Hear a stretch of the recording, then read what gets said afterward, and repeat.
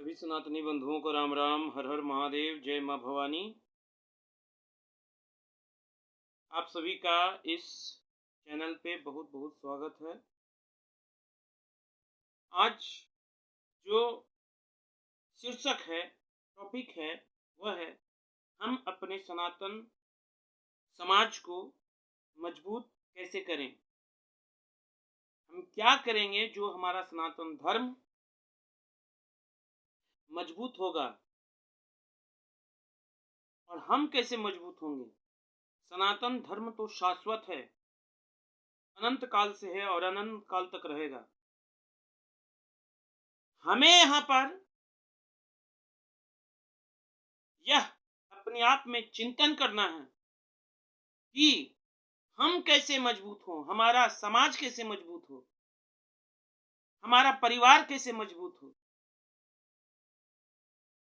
और अपने समाज को, अपने आप को, अपने परिवार को मजबूत करने के लिए हमें क्या करना चाहिए। फिर से सनातन धर्म का पताका पूरे विश्व में फहराने के लिए हमें क्या करना चाहिए, यह हमें आज के वर्तमान समय में चिंतन करना बहुत ही आवश्यक है। क्योंकि वर्तमान समय में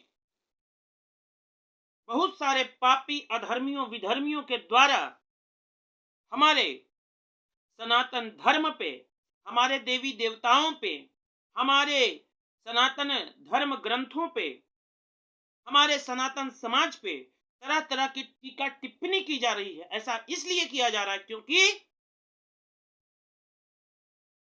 उन लोगों को मुंहतोड़ जवाब उसी की भाषा में नहीं मिल रहा है। जिस दिन से हम सभी इन पापी अधर्मियों को, विधर्मियों को समुचित उत्तर देना शुरू कर देंगे, तो इन दुष्टों का इतना हिम्मत नहीं है जो हमारे धर्म के बारे में कुछ भी बोल दे।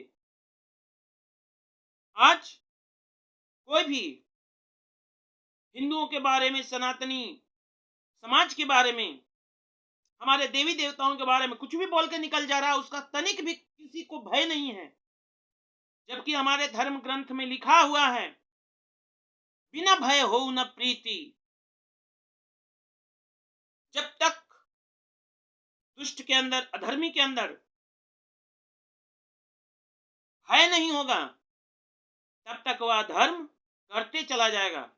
इसीलिए इन दुष्टों को सुधारने की आवश्यकता है, और उस दुष्टों को सुधारने से पहले अपने आप में सुधार करने की आवश्यकता है। जब तक हम अपने आप को नहीं सुधारेंगे, अपने आप में बहुत सारे बदलाव नहीं लाएंगे, तब तक हम सनातन धर्म के लिए कैसे कुछ कर सकते हैं। इसलिए अपने समाज को मजबूत करना है तो सभी बंधुओं से आग्रह है कि अपने धर्म में वापस फॉलो करना शुरू कर दीजिए। सभी चीजों को जो आपने धर्म का अनुपालन नहीं कर रहे हैं, पालन नहीं कर रहे हैं, उसको पालन करना शुरू कर दीजिए। आपकी सदा चारों तरफ कीर्ति होगी, विजयी पताका फहराएगी।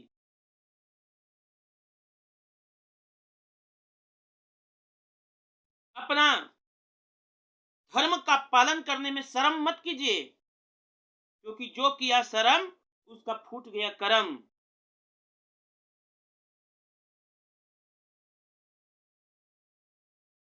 हमारा धर्म में तिलक लगाना मंगलकारी कहा गया है। प्रत्येक दिन सभी सनातनी तिलक लगाएं, शिखा रखें। कम से कम मंदिर में धोती कुर्ता पहन करके आएं।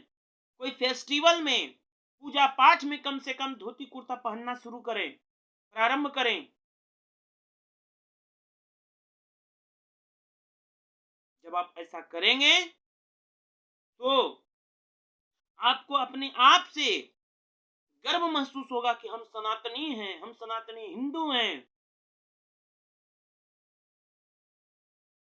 दूसरा को जो देखता है वो कभी जीवन में कुछ नहीं कर पाता है। हाथी चले बाजार और कुत्ते भौंके हजार। कौन क्या बोल रहा है उसके ऊपर ध्यान नहीं देना है। कोई कहता है ये लोग तो टीका लगाता है। हाँ लगाते हैं, हमारा धर्म है, हमारे धर्म में कहा गया है तिलक लगाना। तुम हमें कुछ नहीं कह सकते। सिखा रखते हैं लोग, हाँ रखते हैं भाई। धोती पहनता है, देखो धोती पहनता है, ऐसे से डिमोरलाइज करता है हिंदुओं को। हाँ पहनते हैं धोती, पारंपरिक हमारा वेशभूषा है, सबसे पुराना वेशभूषा है। तो अपने धर्म से, अपने धर्म पे, अपने संस्कृति पे हमें गौरव होना चाहिए। अपने धर्म संस्कृति से हम खुद ही दूर जाएंगे तो कौन हमारा कल्याण कर सकता है।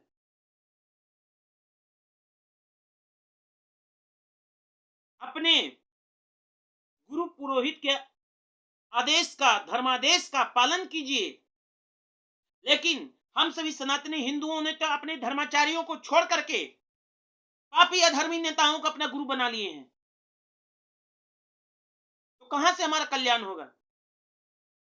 हमारे गुरु केवल शंकराचार्य, चारों पीठों के शंकराचार्य हैं और हमें उन्हीं के नियम का पालन करना चाहिए, उन्हीं के धर्मादेश का पालन करना चाहिए, ना कि कोई नेता के बात का हमें पालन करना चाहिए। नेता केवल वोट का भूखा होता है, जिधर से उसको जिधर जितना ज्यादा वोट मिलेगा उधर से ही वो कार्य करेगा, उसके लिए कार्य करेगा, उसी के बारे में बोलेगा। इसीलिए हमें नेताओं के बहकावे में नहीं आना है।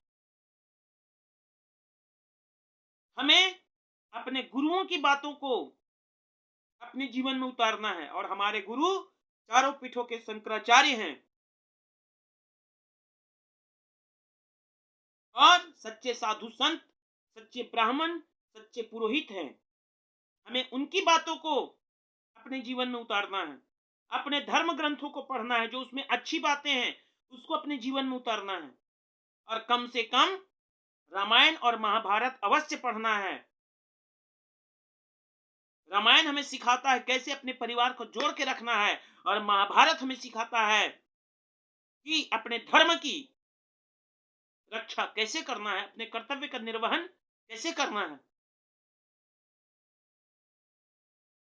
उसके बाद अपने भगवान पे, अपने देवताओं पे अटूट विश्वास रखना है, चाहे जिनकी आप रखें।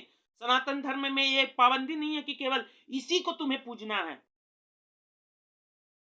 आप गणेश की पूजा कर सकते हैं, आप कार्तिक भगवान की पूजा कर सकते हैं, आप ब्रह्मा विष्णु महेश की पूजा कर सकते हैं, आप माता जगदम्बा की पूजा कर सकते हैं, माता गायत्री की पूजा कर सकते हैं, माता लक्ष्मी काली सरस्वती की पूजा कर सकते हैं, गंगा मैया की पूजा कर सकते हैं, वायु देवता, वरुण देवता, अग्नि देवता, सूर्य देवता, चंद्र देवता, प्रकृति, नदी, पर्वत, किसी की भी पूजा कर सकते हैं।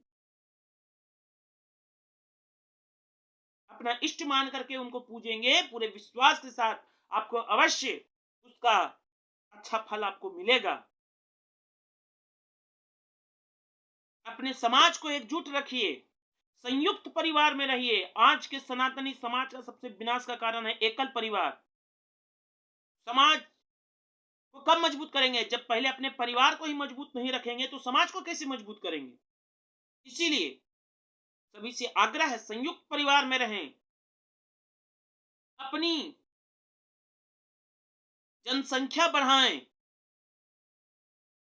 अब जनसंख्या बढ़ाने का है तो हम ये नहीं कह रहे हैं कि सूरों की तरह आप अपना धर्म जनसंख्या बढ़ाएं, लेकिन 100 कौरव को अगर धर्म युद्ध में पराजित करना है तो 5 पांडव का होना बहुत ही आवश्यक है।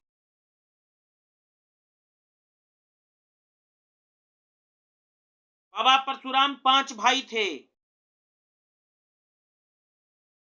श्री रामचंद्र जी 4 भाई थे,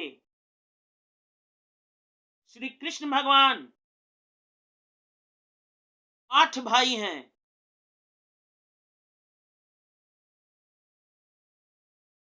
और पांडव 5 भाई हैं, तभी 100 कौरव पर वह अपना मजबूती से पकड़ बनाए थे, 100 कौरवों को युद्ध में पराजित किए थे। अगर अकेले रहते तो अभिमन्यु के जैसे सातों कायर योद्धाओं ने मिलकर के मार दिया था, वैसे पांडव को भी मार दिया जाता। लेकिन पांडव 5 पांडव थे, मुट्ठी बंद करके धर्म युद्ध पूरे निष्ठा के साथ उन्होंने लड़ा और धर्म युद्ध में विजय प्राप्त किया। इसीलिए 100 कौरव से अगर टक्कर लेना है तो कम से कम 5 पांडव घर में होना चाहिए। हिंदुओं के विनाश का कारण है हर घर में एक बेटा एक बेटी। बेटी ससुराल चली जाती है, बचता है एक बेटा। वो घर देखेगा कि दुकान देखेगा, व्यवसाय देखेगा, किसको देखेगा? वो अगर उसके ऊपर कोई अटैक कर दिया तो कैसे अपना रक्षा करेगा? तो सभी बंधुओं से आग्रह है, अपने सनातन समाज को मजबूत करना है, सबसे पहले अपने आप को मजबूत कीजिए, शस्त्र एवं शास्त्र की शिक्षा लीजिए, अपने बच्चों को शस्त्र एवं शास्त्र की शिक्षा दीजिए, प्रत्येक दिन मंदिर जाइए, सप्ताह में कम से कम एक दिन धर्म चर्चा सभी एकत्रित होकर के मंदिर में चाहे किसी भी धर्म स्थल पर कीजिए।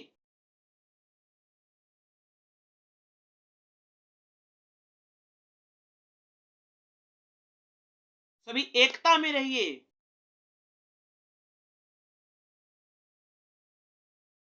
एकता में जब रहेंगे तो आपसे कोई नहीं टक्कर ले सकता है।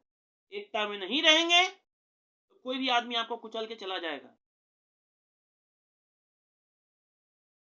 तो ये सभी चीजों पर ध्यान दीजिए श्रीमान, आप सभी से यही आग्रह है, क्योंकि धर्मो रक्षति रक्षिता, जो धर्म की रक्षा करता है धर्म उसकी रक्षा करता है।